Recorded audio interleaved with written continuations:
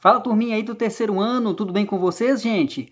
Turminha, é o seguinte, hoje a gente vai falar sobre as diferentes religiões que existem no Brasil. Pois é, a religião ela é muito importante, a gente aí está estudando sobre as instituições sociais e a gente sabe o quanto que a instituição social chamada igreja é muito importante na vida de todos nós. Então, nós vamos estudar sobre as diferentes religiões que existem no Brasil e no mundo também. Vamos lá, então? Nós vamos começar na página 27, tá bom? Texto e contexto. Com o auxílio do professor, leia o trecho da notícia a seguir. Censo de 2010. Número de católicos cai e aumenta o número de evangélicos, espíritas e sem religião. Então a gente vai falar de uma pesquisa que foi feita no Brasil no ano de 2010 e que mostra que o número de pessoas que são católicas é muito, chegou a cair, tá? Enquanto que aumentou o número de evangélicos, de espíritas e de pessoas que não têm religião. Vamos lá, então? Os resultados do Censo Demográfico 2010 mostram o crescimento da diversidade dos grupos religiosos no Brasil.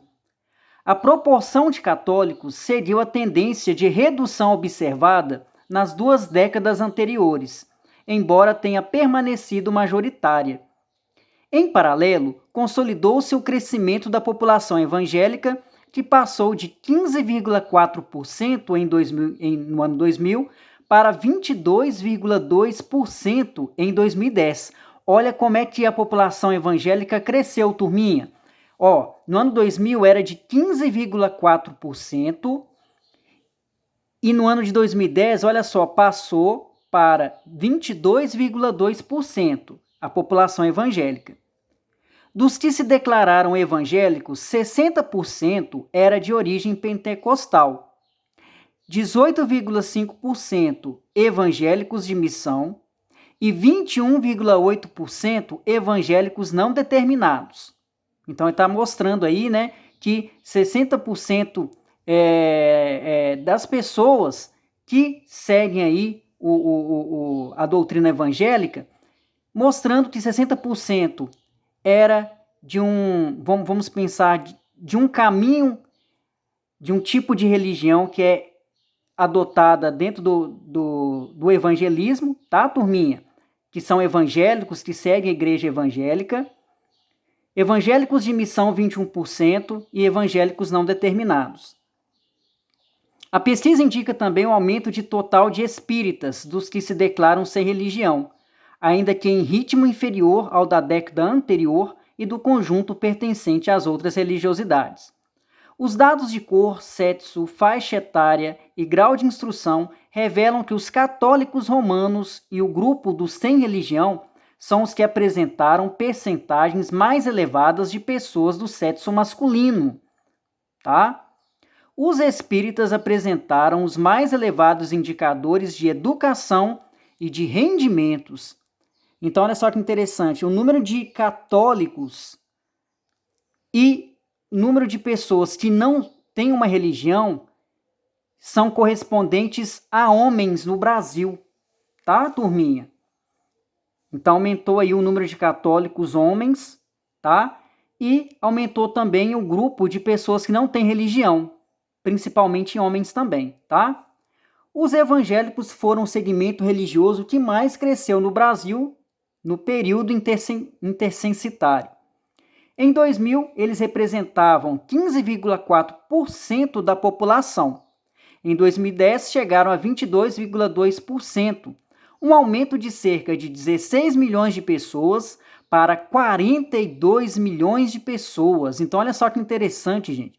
A gente está vendo aí, que o número de, principalmente de religiosos, de evangélicos, no Brasil cresceu muito, de 15,4% para 42 milhões de pessoas em 2010. Então, vai crescer bastante. Em 91, este percentual era de 9% e em 1980, 6,6%. Já os católicos passaram de 73,6% em 2000 para 64,6% em 2010. Então, o número de católicos aí baixou, ó, diminuiu, ó, de 73,6% no ano 2000 para 64,6% em 2010. Embora o perfil religioso da população brasileira mantenha em 2010 a histórica maioria católica, esta religião vem perdendo adeptos desde o primeiro censo, realizado em 1872. Até 1970, a proporção de católicos variou 7,9 pontos percentuais, reduzindo de 99,7% em 1872 para 91,8%. Então está falando aí que o número de católicos no período de 10 anos, principalmente aí do ano 2000 até 2010, caiu, tá? Caiu muito, e eles têm notado que o número de pessoas católicas tem caído demais desde o ano de 1872, desde muito tempo aí no passado. Esta redução do percentual de católicos ocorreu em todas as regiões, mantendo-se mais elevada no Nordeste. Então, olha só, o número de pessoas católicas diminuiu no Nordeste e no Sul, na região sul do Brasil. A maior redução ocorreu no Norte, de 71,3% para 60,6%, ao passo que os evangélicos nessa região aumentaram sua representatividade de 19,8% para 28,5%. Então, ele está falando aí que a maior redução de pessoas que não vão ser católicas vai ser na região norte, que vai cair de 71,3% para 60,6%. E também na região norte, turminha, olha só, vai aumentar o número de evangélicos, de 19,8% para 28,5%. Então, o número de evangélicos vai ser muito maior do que o número de católicos na região norte, tá? Entre os estados, o menor percentual de católicos foi encontrado no Rio de Janeiro, 45,8% em 2010. O maior percentual era no Piauí, de católicos, 85,1%. Em relação aos evangélicos, a maior concentração estava em Rondônia, 33,8%, e a menor número aí de evangélicos no país é no Piauí, 9,7%. Tá, turminha? Agora, prestem atenção aqui, gente. Olha só que bacana. Aqui dá pra gente ver mais ou menos. Isso aqui é do ano 2000, tá, turminha? Olha aqui essa bolinha aqui, esse gráfico. Olha que bacana. Tá vendo essa parte aqui maiorzinha aqui, ó? Tá aqui, ó, marcando 73,7%. Essa área aqui, ó, que o tio Jário está mostrando, ela é o número de católicos que tinha no Brasil no ano 2000. Olha lá para vocês verem. Era 73,7%, tá? Essa área aqui, ó, essa fatia que parece uma fatia de pizza, essa área aqui do cantinho, essa aqui, ó, 10,4%, era um número de evangélicos que existia no ano 2000, tá? Esse aqui é do ano 2000. Olha só agora aqui, turminha, do ano de 2010, tá? Da pesquisa que foi feita em 2010. Olha só essa área aqui, ó. Em 2010, esse número aqui, ó, 65% de pessoas aqui é o número de católicos. Dá pra gente perceber que do número aqui, ó, do ano 2000 para 2010, o número de católicos caiu. Aqui era 73,7%, aqui passou a 65%. E olha só que interessante.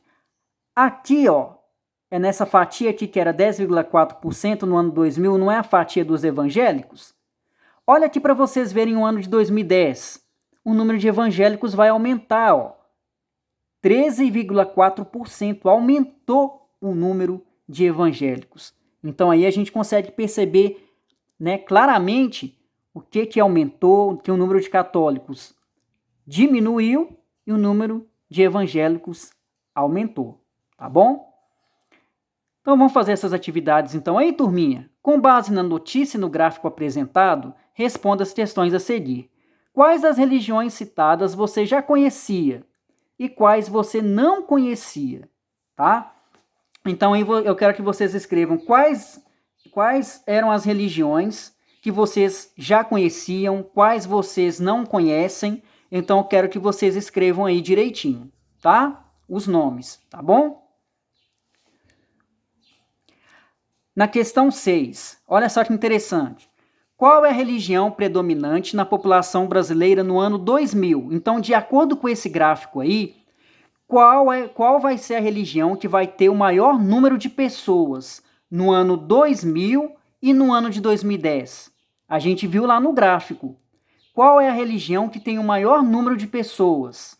Aí vocês vão escrever. No ano 2000, a religião que tinha maior número de pessoas era qual? Aí vocês têm que escrever no ano 2000 e no ano de 2010, tá?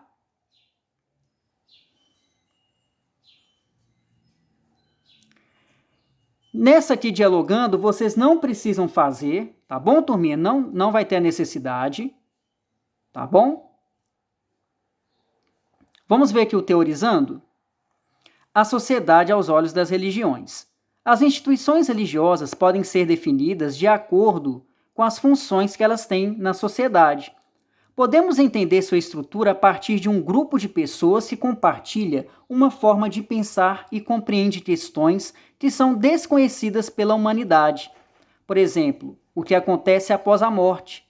Esse conjunto de pensamentos se estrutura de uma forma ideológica de acordo com a definição que vimos anteriormente. Johnson, 1997. Então está falando aí, turminha, que as instituições religiosas, né, as igrejas, elas vão chamar a atenção das pessoas, principalmente porque todas as pessoas têm que acreditar em Deus. A gente tem que ter fé. E quando a igreja faz isso, a igreja mostra para a gente o quanto que é importante a gente seguir a vida com a fé. Porque através da fé, a gente enfrenta a vida, a gente supera as dificuldades. Então isso faz com que o ser humano possa ver a vida de forma diferente, tá? Uma importante contribuição para entender a religião foi pensada pelo sociólogo francês Émile Durkheim, que escreveu em seu livro As Formas Elementares da Vida Religiosa, de 1912, sobre a diferença do que é sagrado e do que é profano. Para ele, o profano diz respeito a tudo que ocorre na vida diária e que é compreensível para nós, enquanto o sagrado está relacionado a tudo que é considerado além da nossa capacidade humana de compreender. Então aí, o Émile Durkheim, que é um estudioso, ele escreveu um livro em 1912 falando da diferença do que é sagrado e do que é profano. A diferença entre o que é sagrado, quando a gente fala sagrado, é quando a gente fala que é tudo voltado para Deus, voltado para a religião. O sagrado, quando a gente fala que é voltado para Deus, é algo que é uma força maior, que toma conta de nossa vida, toma conta de tudo isso que existe ao nosso redor. O universo, a natureza, tudo foi criado por Deus, então é algo sagrado. Nós fomos criados por Deus, então nós somos filhos de Deus. Então aí a gente consegue perceber que o sagrado é tudo voltado para Deus. Tio Jário, e essa palavrinha profano? A palavrinha profano significa o seguinte: é tudo aquilo de ruim que acontece na nossa vida, tá? Então aí é quando os probleminhas aí afetam o nosso dia a dia, é quando a gente age de uma maneira errada na vida, né? E aí a gente consegue entender a diferença entre sagrado, que é algo voltado para Deus, que é algo do bem, né? E o profano é aquilo que é ruim, aquilo que vai tornar a sua vida mais difícil, tudo mais complicada, né? São problemas que afetam o nosso dia a dia e que prejudica, né, a vida de todos nós. Da mesma forma como as outras instituições, a religião possui formatos e doutrinas diferentes. de acordo com o lugar que ela está inserida no mundo e com o momento histórico vivido. Ela também pode sofrer modificações. Você conhece a diversidade religiosa? Nas figuras anteriores, podemos ver os símbolos de diferentes religiões que existem em nosso planeta. Aqui, nós temos vários símbolos diferentes de religiões totalmente diferentes que existem no nosso planeta. Olha só que símbolos diferentes aí das religiões, gente. Olha que interessante. Cada religião tem um símbolo diferente. Olha aqui para vocês verem. Tá vendo? Você conhece esses símbolos? Eles representam, começando pela cruz roxa, o catolicismo, o islamismo, o budismo, o judaísmo, o jainismo, o sikhismo, o bahaísmo e o hinduísmo. Então, aqueles símbolos que a gente viu aí na página 29 correspondem a todas essas religiões aí, gente. Catolicismo, islamismo, budismo, judaísmo, jainismo, sikhismo, bahaísmo e hinduísmo. Já na segunda imagem, vemos as roupas características dos representantes das diferentes religiões. Olha aqui para vocês verem como é que as roupas dos representantes dessas religiões vestem, gente. Totalmente diferentes, olha só que interessante. Aí nós temos aqui o Papa, tá vendo? Nós temos os monges, nós temos os judeus, que vestem de forma diferente. Olha aí como os líderes religiosos acabam vestindo. Para cada religião tem uma vestimenta diferente. Esses são apenas alguns exemplos da diversidade religiosa que existe no mundo, tanto no Oriente como no Ocidente. É importante lembrar que cada uma delas possui um sistema de crenças diferente, ou seja, acredita e explica o mundo de forma diferente. Por exemplo, algumas delas, como o catolicismo, acreditam na existência de um Deus único, ou seja, são religiões monoteístas. Turminha, religiões monoteístas são aquelas religiões que acreditam que existem apenas um Deus, tá? Enquanto outras, como o hinduísmo, acreditam na existência de vários deuses, ou seja, são religiões politeístas. Então, olha só que interessante, turminha. Essa religião chamada hinduísmo acredita que existem vários deuses. Aquela religião que acredita que existe vários deuses recebe o nome de religiões politeístas. Poli significa muitos, então religiões politeístas é aquela religião que acredita que tem vários deuses, tá? Desse modo, ao cultuarmos determinada religião, estaremos em sintonia com o conjunto de crenças e valores defendidos por essa doutrina. Isto é, a religião também será um elemento que influenciará a nossa visão de mundo e entendimento da realidade. A imagem a seguir ilustra alguns dos deuses da religião hinduísta. Olha aí para vocês verem, gente, os deuses do hinduísmo. Então, nós temos aí, deuses de 4 braços. Olha aí, vários braços também, Cada deus tem um significado aí para a religião do hinduísmo. Interessante os deuses, né, turminha? É importante destacar que em algumas sociedades, os representantes religiosos detêm o poder sobre outras instituições, como o governo. Então, ele está falando aí que a religião, tá? Os representantes religiosos têm o poder nessas instituições religiosas, principalmente no governo. Então, dá para a gente notar o quanto que é importante a presença da religião, né? Aí nós temos algumas atividades para a gente fazer, gente, que é o seguinte: qual é o significado de religião para você? Tá? Então vocês vão escrever o que significa religião para vocês.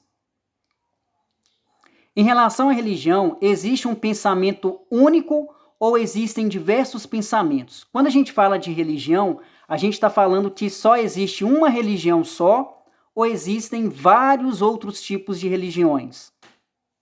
Por que é importante de existir outros tipos de religiões? Aí nós aprendemos que tem um estudioso chamado Émile Durkheim, tá? O que Durkheim entendia por sagrado e profano? apresente ao menos um exemplo de cada conceito. Eu quero que vocês expliquem aí o que vocês conseguem entender, o que significa algo sagrado, que a gente já comentou que é aquela ideia do quanto que Deus é importante para a nossa vida, que é tudo relacionado a Deus. O profano é tudo aquilo relacionado a probleminhas que afetam a nossa vida, o nosso dia a dia, são coisinhas ruins. Entenderam, gente? Que pode deixar o papai do céu triste diante de algumas ações que a gente faz de errado. Então eu quero que vocês expliquem o que é sagrado e o que é profano para vocês, tá bom? E a gente vai parar aqui, então, na questão 9 da página 31. Tá bom, turminha? Aí vocês tiram as fotos e me enviem pelo Seneca Digital, tá bom? Obrigado, hein?